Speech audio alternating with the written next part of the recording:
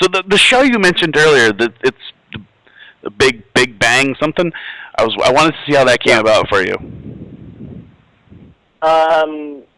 I actually had auditioned for that show a couple of times. The first time I auditioned for it, I wound up not being available because even though I wasn't on Ugly Betty for their second season, I was still sort of under contract for them. And then, so I had auditioned for a couple of different roles for Chuck, and then he wanted me to do the role of Kripke, which I couldn't do. I think I was doing a movie or something. And coincidentally, my friend and writing partner, John Ross Valley, wound up doing Kripke. And I actually really lucked out because the next role that came up that Chuck had in mind for me as Stewart wound up being on the show a lot more because the comic book store is like the perfect thing for the guys to always go to, you know, even when there's not, I wind up doing the show even when there isn't, you know, necessarily a storyline for my character, just, you know, if they need to use that set for something. So John got screwed by my not being available. It totally could have been, you know, reversed. Sure. So I sort of lucked out in that way. And then, are you a comic book fan like Stewart? I actually used to work in a comic book store. Oh, yeah? Nice. Yeah, in New York. You're where are you, by the way? I'm in Detroit. Oh, okay. I worked at Jim Hanley's Universe in New York for years while I was in acting school. And so, you know, I've been a fan of... I wasn't a fan when I got a job there. I just knew people that worked there. Mm-hmm. I became a fan, but not really of superhero stuff outside of Frank Miller and Alan Moore. Okay. Mm-hmm. You know, when I worked there, the guys in the know always led me to, you know, the highbrow comic stuff, the Hernandez brothers, you know, Love and Rockets, the underground stuff, the black and white stuff. Emerging as my favorite comic artists are Joe Matt, who has an awesome graphic novel called Peep Show, and Dan Clowes, who has an awesome comic book called 8 Ball, which is probably my favorite. And what's his name? I'm drawing a blank. I was just looking at a new graphic novel by Chester Brown. You familiar with him? No. I don't think so. Chester Brown, another sort of autobiographical comic book artist. All three, Joe Matt and Chester Brown, they're sort of contemporary versions of what's his name, Crumb. They're sort of... Right. And you know, that brings up a good point too, because one of the things I love about Stewart is his sense of irony, right? So he's got this great sense of, like, you know, he understands the fact that the guys and his interests are sort of outside the norm.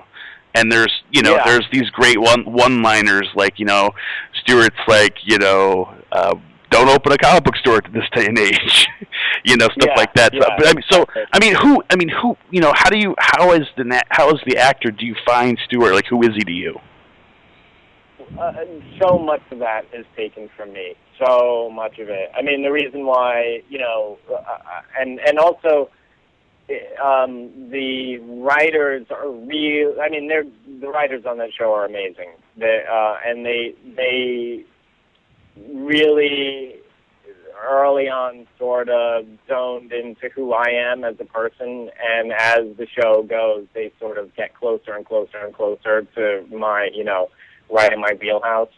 And that stuff, the sort of, you know, ironic dryness of Stewart and his sort of objectivity about his low nerd status and being broke and what a shitty, you know, existence it is trying to have a profitable comic book store. That's all, I can totally relate to that from experience. I mean, it was like that. Any of those things, I didn't own the comic book store that I worked at, but the owners felt that way.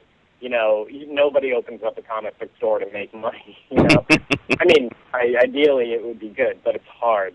Sure. And that is just one of life's happy accidents that I have all the confidence in the world in my lack of confidence because I know where it's coming from, and the sweet spot for me on that show is when I say something that I would have said when I was actually working at a comic book store. Yeah, and that's just a happy accident, I guess, on their part, because it's a weird thing because comic book store, there's like the Simpsons comic book store guy and the cliche comic book store guy that is sort of based on the stereotype, and with Big Bang, the writers, and I it's not too dickish for me to say, sort of go inside the stereotype and try to bring my real experience to it.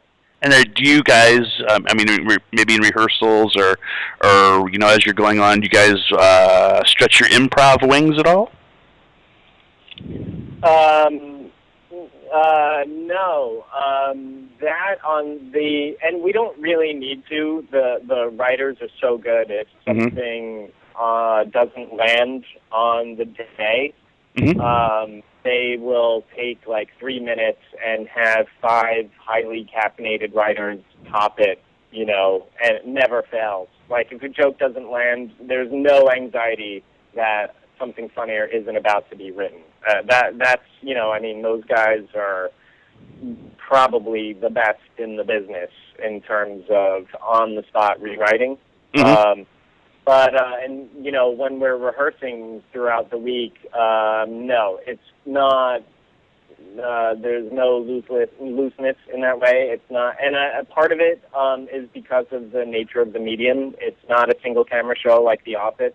It's 4 cameras all going at once. The choreography has to be really tight, otherwise, they'll cue camera and the actor won't be there, or it's all in that way. It's all very, it's very tightly scored. So there's not a lot of room for improvisation. Got you. And has Stewart actually gotten over Penny yet, do you think? I would say no, absolutely not over Penny. I think that sort of underlying tension is one of the things that keeps Stewart.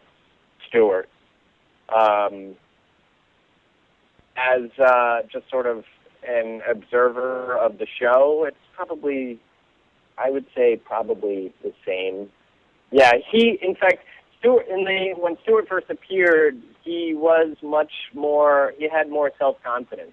And I think that after he got dumped by Penny, he sort of got a taste of Penny, and then to be dumped by her, it sort of shook the very fabric of his existence, and he sort of is different. I mean, part of that is just technically because the writers started gearing the character more to who I really am.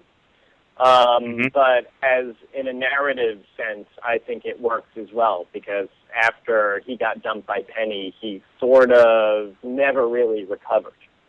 Right, yeah. And then, have you guys, I'm sure you've heard of the notorious Big Bang Theory porno parody, right? I was wondering if you guys have seen that, and what are your thoughts on that? And when will Stewart come into that?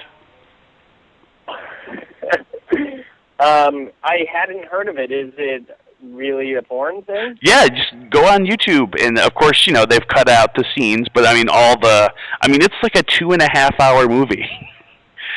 With with 2 hours of it being sex scenes, right? But there's 30 minutes of real characters that look just like everyone, and the sets look identical, and you can look it up on YouTube. It's crazy. Wow, that's crazy. Well, I take it from what you said that Stewart doesn't appear in it, which is good, because I'll tell you, the first